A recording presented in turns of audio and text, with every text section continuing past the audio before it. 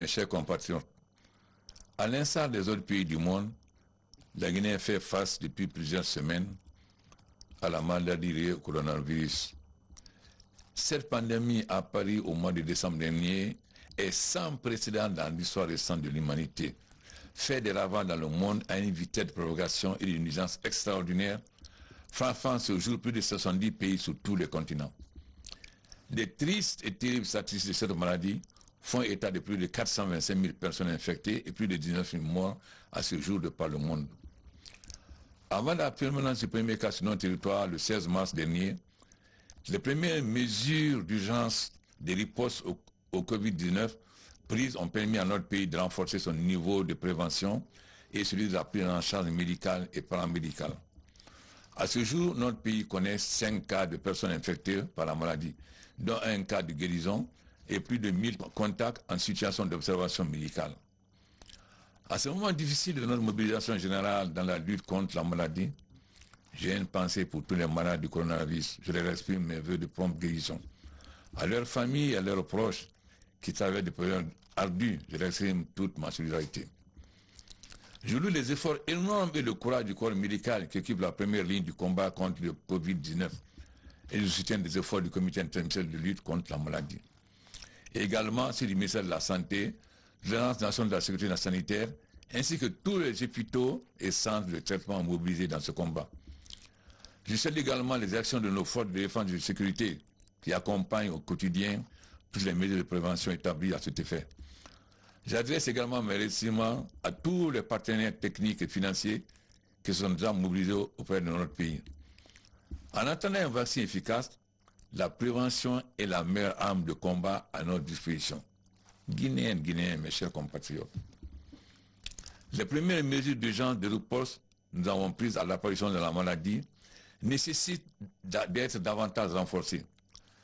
C'est pourquoi j'annonce ce soir les recommandations de nos experts, des mesures renforcées dans la lutte contre la pandémie, avec comme objectif de combattre et prévenir la propagation du coronavirus à travers le pays. Les recommandations de nos experts.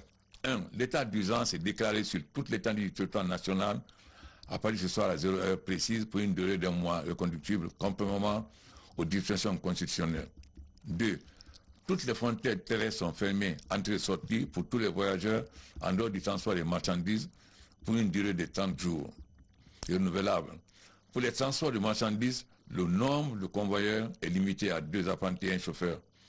À leur entrée sur le territoire national, ils seront soumis au suivi comme contact durant 14 jours. Le suivi peut se poursuivre en Guinée ou dans le pays de provenance sous la coordination des autorités des deux pays. Les transports en commun de la ville de Conakry seront soumis à une limitation de passagers, 3 passagers par voiture, 1 par moto et 7 à 10 par minibus. En ce qui concerne les lieux publics, tous les établissements d'enseignement préscolaire, primaire, secondaire, professionnel et universitaire seront fermés pour une durée de 14 jours, non renouvelables si nécessaire. Tous les bars, salles de jeux, de spectacles, de cinéma et autres lieux de rassemblement seront fermés pour une durée de 14 jours, renouvelables. L'accès aux lieux publics et privés, marchés, restaurants, banques, etc., se fera sous condition du respect des gestes barrières sanitaires, installation de kits de lavage de mains, distanciation de 2 mètres, etc. Tous les rassemblements sont limités à 20 personnes. Toutes les conférences internationales prévues en Guinée sont suspendues ou différées jusqu'à nouvel ordre. Les ateliers de formation réalisés à l'intérieur du pays ne doivent pas avoir plus de 20 participants maximum et seront organisés dans des conditions pouvant respecter la distanciation physique entre les participants et le respect des mesures barrières sanitaires. Toute exception à telle décision nécessiteront l'accord préalable du ministère de la Santé. Toutes les compétitions sportives et événements culturels sont interdits. Tous les voyages non essentiels ont été confirmés, plus de 50 malades du Covid-19 seront reportés.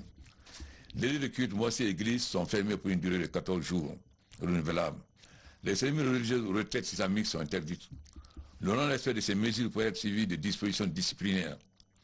Mesures générales. Les institutions républicaines, les départements ministériels, les administrateurs territoriaux et les élus locaux sont chargés de veiller au respect des gestes barrières, installation de kits de lavage des mains, distanciation de 1 mètre au moins.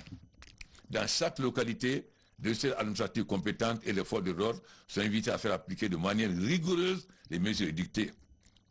En fonction de l'évolution de la lutte contre la maladie, de nouvelles mesures pourront être mises en place prochainement.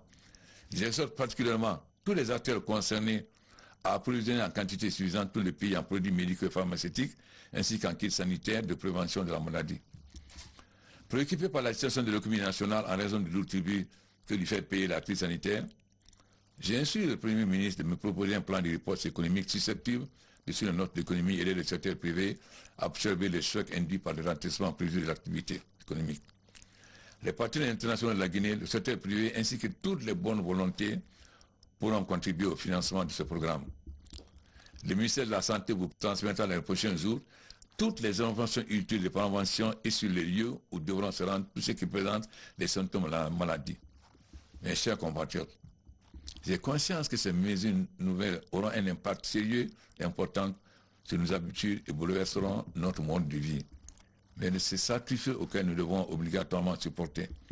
Le respect de ces mesures auront comme effet de prévenir la propagation du virus à l'échelle du pays et augmenteront nos chances de le vaincre rapidement. Il y a 6 ans, avec courage et sans buter, nous avons remporté la guerre face à la fièvre économique à virus Ebola. Aujourd'hui, c'est ces mêmes efforts qui nous attendent pour combattre et surmonter ensemble ce grand défi sanitaire. Je voudrais terminer cet appel sans insister de nouveau cette règle simple d'hygiène dont le respect peut sauver des vies. Lavons-nous régulièrement les mains. Évitons de nous serrer les mains. Observons tous cette distance de sécurité avec les autres et ne nous exposons pas aux éternuements. Mobilisons-nous pour sauver nos vies, notre santé et notre bien-être. Que Dieu protège la Guinée. Je vous remercie.